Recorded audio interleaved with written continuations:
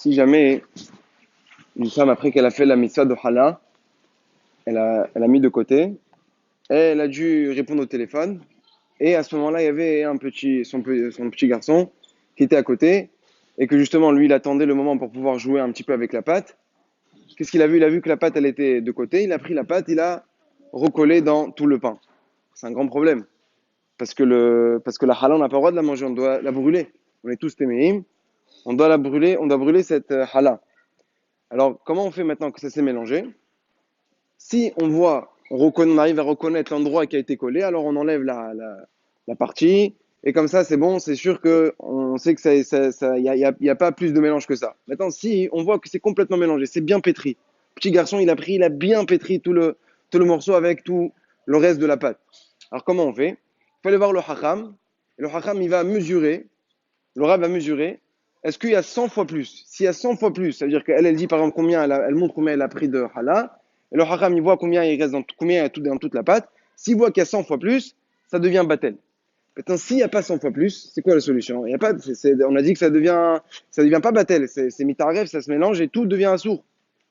Alors, la masrana, la halakha, les marasé, qu'est-ce que le hacham il peut faire avec deux autres hachamim? Il peut faire atarat nedarim.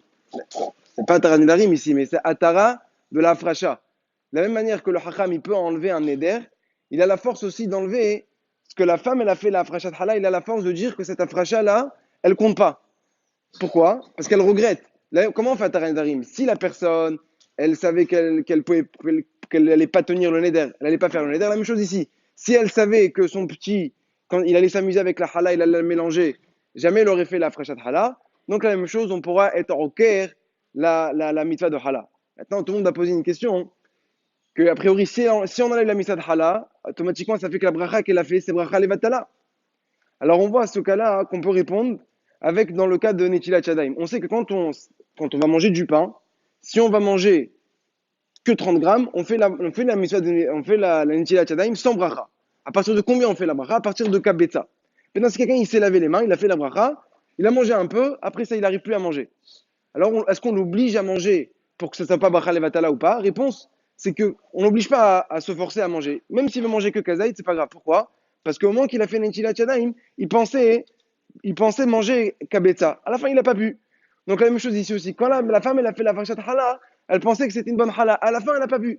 Donc, dans ce cas-là, c'est pour ça qu'elle pourra voir le Hakam et il lui fera Atara de la Fracha et elle refera après à Frachat Hala sans Bracha.